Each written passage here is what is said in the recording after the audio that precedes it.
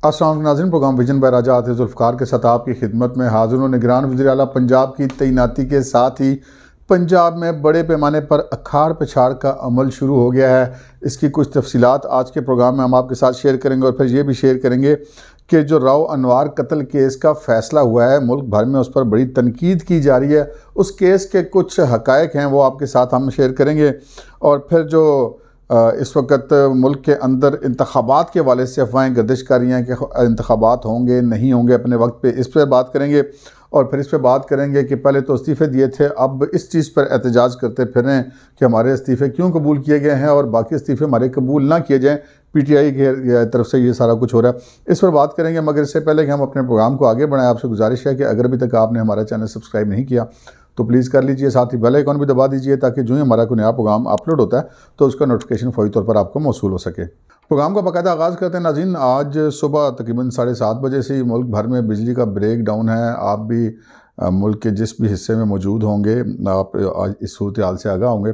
अभी कुछ खबर आनी शुरू हुई है कि इस्लामाबाद के कुछ सेक्टर्स में बिजली 1-2 सेक्टर्स में बहाल हुई है और हम कह सकते हैं कि कुछ देर बाद शायद किसी और इलाकों में भी बिजली बहाल हो जाए। लेकिन मुल्क भर में ओवरऑल सूरत हाल यही है। और जो वफाकी वज़ीर तवानाई हैं खुर्रम दस्तगीर, उनका ये कहना है कि 12 घंटे अभी इसमें लग सकते हैं मुकम्मल तौर पर बिजली का ये सेटअप बहाल होने के हवाले से। ये बिजली की जब भी जाती है पाकिस्तान में इस तरह का ब्रेक डाउन होता है तो बहुत सारी अफवाहें गर्दिश करना शुरू कर देती हैं। और इस बार भी हो रहा है। इमरान खान साहब के दौर में भी इस तरह का बिजली का ब्रेक डाउन हुआ था, उससे पहले जनरल मुशर्रफ साहब के दौर में भी बिजली का इस तरह का ब्रेक डाउन हुआ था। तो ये बिजली का ब्रेक डाउन हो जाता होता है।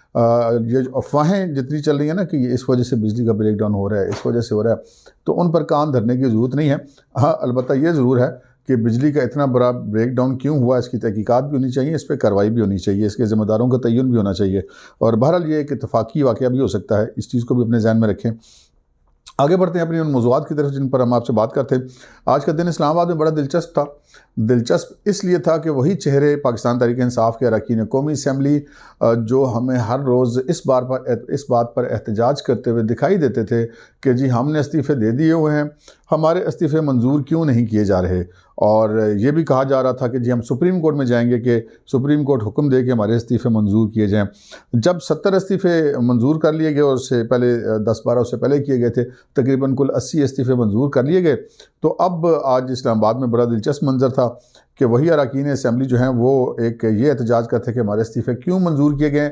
यही एहतजाज उन्होंने पार्लियामेंट हाउस के बाहर किया और यही एहतजाज उन्होंने सुप्रीम कोर्ट के बाहर किया। यानी कि पार्लियामेंट हाउस से वो मुतालबा करते थे कि इस्तीफ़े हमारे मंजूर किए जाएँ और कहते थे कि ना किए गए तो हम सुप्रीम कोर्ट जाएंगे। अब उसके उलट कर रहे हैं, अब वो इस चीज़ पर एहतजाज कर रहे हैं कि हमारे इस्तीफ़े क्यों मंजूर किए गए हैं और सुप्रीम कोर्ट के बारे में भी जाकर एहतजाज कर रहे हैं कि सुप्रीम कोर्ट इस चीज़ का नोटिस लेके हमारे इस्तीफ़े क्यों मंजूर किए गए। भाईजान, आपने खुद इस्तीफ़े अपने हाथों से लिख के दिए हैं तो मंजूर हो गए, तो अब इसमें एहतजाज किस बात का। आपको तो खुश होना चाहिए कि आपका मुतालबा पूरा हो गया। लेकिन ये एक अजीब एक तरफा तमाशा चल रहा है कि जब जी चाहता है असम्बलियाँ तोड़ देते हैं, जब जी चाहता है इस्तीफ़ा देते हैं, जब कबूल हो जाए तो फिर एहतजाज शुरू कर जाते हैं। और एक बड़ा अजीब व गरीब किस्म का आज जो वहाँ पर एहतजाज लोग कर रहे थे, उनकी क़यादत कर रहे थे जो कौमी असम्बली में चीफ व्हिप थे, आमिर डोगर। चीफ व्हिप का काम होता है कि जो पार्टी के अरकान असम्बली है उन तक पार्टी की क़यादत के पैगाम पहुँचाना और असम्बली के अंदर अपने बंदे पूरे करना, बिल्स वगैरह में, कानून साजी वगैरह में, वो उसका काम होता है। आमिर डोगर साहब थे पीटीआई के चीफ व्हिप। वो आज भी बड़ी अजीब व गरीब बात करते कह रहे थे कि हम असम्बलियों में नहीं जाना चाहते, लेकिन हम सिर्फ इसलिए जाना चाहते हैं कि वो जो अपोजिशन लीडर की सीट है वो हमारा हक बनता है वो हम लें। तो भाई जब आप असम्बली में नहीं जाना चाहते तो अपोजिशन लीडर की सीट से आपका क्या ताल्लुक है।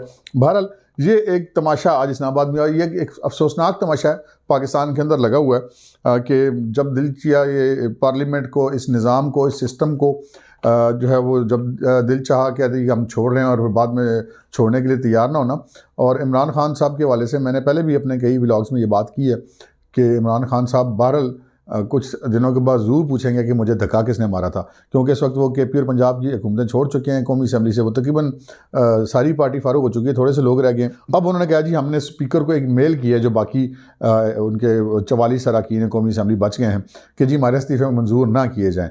अब आपकी तरफ से लिखी हुई दस्तखत किए हुए हर बंदे का फ़र्दन उनके पास मौजूद है कि हम इस्तीफ़ा दे रहे हैं, तो ये एक ईमेल सबकी जॉइंट को कैसे समझा जाएगा। खैर ये फ़ैसला स्पीकर ने करना है, ये स्पीकर का इस्तेहक़ाक़ है। आगे बढ़ते हैं जनाब उस खबर की तरफ जो आज मुल्क में बड़ी डिस्कस हुई। जो साबिक़ SSP हैं राव अनवार सिंध पुलिस के, कराची के में एक टाउन के वो पुलिस सरबराह थे, वो आज उनको नकीबुल्लाह मसूद कत्ल केस में बरी कर दिया गया है। मुल्क भर में बड़ी इस हवाले से जो है वो तनकीद हुई।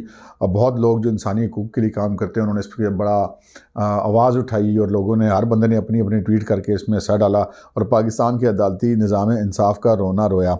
लेकिन यहाँ पर कुछ चीज़ें ऐसी हैं जो आप लोगों के इल्म में लाना हमने समझा, ज़रूरी समझा। अगरचे कि हमारे चैनल में, इसी चैनल पे आपने राव अनवार का एक मुकम्मल इंटरव्यू देखा होगा, 2 किस्तों में हमने वो किया था और वो पहले सोशल मीडिया का ये चैनल था जिसमें राव अनवार ने आकर के अपना मौक़िफ़ पेश किया था। उसमें राव अनवार ने 2 बहुत अहम तरीन इंकशाफात किए थे जो कि आम लोगों के इल्म में नहीं है, तो हमने कहा आपकी खिदमत पेश कर दें। एक तो उन्होंने ये कहा था कि ये जो तस्वीर नकीबुल्लाह मसूद की पेश की जाती है वो बड़ा एक खूबसूरत सा हैंडसम सा नौजवान है और मॉडल टाइप का कोई नौजवान है कि जी ये नकीबुल्लाह मसूद। उन्होंने कहा कि जी ये बुनियादी तौर पे नकीबुल्लाह मसूद की तस्वीर ही नहीं है, ये पता नहीं कौन सी सोशल मीडिया से कोई तस्वीर उठा ली है, उसको सब लोगों ने नकीबुल्लाह की तस्वीर मान के उसी को वो मुसलसल सोशल मीडिया पे फैलाई जा रहे हैं, ट्वीट करी जा रहे हैं और हर बंदा समझ रहा है कि दिस इज़ नकीबुल्लाह मसूद। आप अगर हमारे चैनल के होम पेज पर जाके देखें, राव अनवार को सर्च करेंगे तो जब सामने आएगा तो उसमें जो नकीबुल्लाह मसूद की असल तस्वीर है उसके शनाख्ती कार्ड पे मौजूद है, वो भी हमारे इस चैनल पे मौजूद है और उस पर नकीबुल्लाह मसूद का आईडी कार्ड भी मौजूद है जिसके मुताबिक उसका नाम भी नकीबुल्लाह मसूद ही था। अब यहाँ देखें, सितम देखें कि एक शख्स जिसकी तस्वीर लगा के पेश की जा रही कि ये नकीबुल्लाह मसूद है, उसको राव अनवार ने कत्ल कर दिया। वो तस्वीर नकीबुल्लाह मसूद की भी नहीं है और नकीबुल्लाह मसूद का नाम भी गलत है। उस पुलिस मुकाबले में मारा गया जिसका केस है, उस बंदे मकतूल का नाम भी नकीबुल्लाह मसूद नहीं है, ना उसकी ये कोई उर्फियत नकीबुल्लाह मसूद है। अब पता नहीं ये नाम कहाँ से जनरेट हो गया, एक तस्वीर भी जनरेट होगी, अलबत्ता बंदा ज़रूर मारा गया, इसमें कोई शक नहीं है और वो बज़ाहिर ऐसे ही लगता है कि पुलिस के हाथों मारा गया। लेकिन उसमें राव अनवार का ये बताना था कि जब पुलिस मुकाबले की इत्तला उन्हें मिली और वो मौके पर पहुंचे तो मौके पर पहुंचने से उनके काफ़ी देर पहले पुलिस मुकाबला हो चुका था और वो जो बंदा था उस वाक़े में जाँ बाग हो चुका था। यकीनन इस चीज़ की इंक्वायरी होनी चाहिए, मज़ीद होनी चाहिए कि वो जो बंदा कत्ल हुआ मुबैना तौर पर पुलिस मुकाबले में, वो क्यों कत्ल हुआ, वो मतलूब था नहीं था, जो दीगर चीज़ें हैं वो ज़रूर सामने आनी चाहिए। लेकिन महज एक इसको हम अपनी आज़ाद राय समझते हुए महज किसी के ऊपर इल्ज़ाम लगा देना कि यही कातिल है, इसको सज़ा क्यों नहीं मिली, हमारा निज़ाम इंसाफ गलत है, ये ज़रा बात मुनासिब नहीं है। तो सोशल मीडिया का ये दौर है, इस दौर में खुद थोड़ी सी जब तक आप इंसान तहकीक ना करे तो इंसान के गलत फीड होने का ज़रूर इसमें अंदेशा रहता है। अब आते हैं उस खबर की तरफ जो इस वक्त बहुत ज़्यादा चर्चे में है, जिस पर बहुत ज़्यादा चर्चा हो रहा है। कल रात को ही जो निगरान वज़ीर आला पंजाब है मोहसिन नकवी, उन्होंने हल्फ उठा लिया था और हल्फ उठाने के बाद आज सुबह ही उन्होंने काम शुरू कर दिया और आज उन्होंने बड़े पैमाने पर जो है वो अखाड़ पछाड़ का फ़ैसला किया। सबसे अहम जो उन्होंने फ़ौरी तौर पर जो कार्रवाई की वो ये की कि मोहम्मद खान भट्टी जो कि प्रिंसिपल सेक्रेटरी थे चौधरी परवेज़ लाई के वज़ीर आला पंजाब के, उनको वापस से सेक्रेटरी असम्बली की तो असम्बली सेक्रेटरीट में वापस भेज दिया गया क्योंकि वो बुनियादी तौर पे असम्बली सेक्रेटरीट के मुलाजिम थे और ये कहा जाता है कि चौधरी परवेज़ लाई के बड़े करीब थे, शुरू से कई दहाइयों का उनसे ताल्लुक़ है। उन्हीं की वजह से वो प्रमोशनें भी हासिल करते रहे, फिर वो यहाँ तक पहुँच गए कि उनको असम्बली पंजाब असम्बली का इंचार्ज बना दिया गया। उसके बाद जब परवेज़ लाई साहब बने वज़ीर आला तो उन्होंने प्रिंसिपल सेक्रेटरी के तौर पे तैनात कर दिया। ये भी एक पहला मौका है कि प्रिंसिपल सेक्रेटरी भी है, वो कोई सिविल सर्विस का अफसर नहीं था। तो मोहम्मद खान भट्टी कहा जाता है कि वो मुबैना तौर पे चौधरी परवेज़ लाई के फ्रंट मैन भी हैं। बहरहाल हम इस मौजू, ये हमारा मौजू नहीं है। मोहम्मद खान भट्टी का एक पहला बड़ा तबादला था, वो आज सुबह कर दिया गया। उसके बाद अब बड़े पैमाने पर खाड़ पछाड़ होगी। जो नए वज़ीर आला पंजाब हैं वो अपनी टीम लॉन्च करना चाह रहे हैं और यकीनन लॉन्च करेंगे क्योंकि जो निगरान हुकूमत होती है उसका काम ही होता है कि जो पिछली हुकूमतों की लगाई हुई तमाम ब्यूरोक्रेसी, पुलिस अफसरान जो कि इंतखाबी अमल पर असरअंदाज हो सकते हैं, उनको वो तब्दील कर देते हैं और यही जो गैर जानिबदाराना और शफाफ इलेक्शन की एक तरीक़ाकार होता है। अनफॉर्चुनेटली पिछले जो इलेक्शन हुए थे 2018 में, उसमें बाकी 3 सूबों में ये प्रैक्टिस की गई थी, लेकिन केपी में ये कोई भी तबादला नहीं किया गया था, जो कि इटसेल्फ एक प्री पोल रिगिंग के ज़िम्मे में आता है कि उससे पिछली हुकूमत के लगाए हुए तमाम अफसरान अपनी अपनी जगह पर मौजूद थे, जिसके बाद वो सारा पोलिंग का प्रोसेस हुआ था। तो ये मामला हुआ और फिर जो गुलाम मोहम्मद डोगर हैं CCP लाहौर, उनके तबादले की भी खबरें आ रही हैं, उनको भी तब्दील किया जा रहा है। नाम बहुत सारे लोगों के आ रहे हैं कि कौन CCP पे लग रहा है। बिलाल सिद्दीक कमियाना का भी नाम लिया जा रहा है, और जो IG पंजाब के तौर पे कैप्टन रिटायर्ड उस्मान का नाम लिया जा रहा है। ये ज़रूरी नहीं है कि यही लोग हों, लेकिन ये इन लोगों के नाम इस वक्त ज़ेर बहस ज़रूर हैं। तो आज और कल के इन 2 दिनों में ये ज़रूर ऐसा होने जा रहा है। और फिर जो उससे भी ज़्यादा अहम चीज़ है कि जो इमरान खान साहब के पास इजाफी प्रोटोकॉल और इजाफी सिक्योरिटी थी, वो वापस लेने का फ़ैसला किया गया। बतौर साबिक़ वज़ीर-ए-आज़म उनको जितनी सिक्योरिटी कानून बाय द बुक उनको होनी चाहिए, उतनी ही उनको फराहम की जाएगी।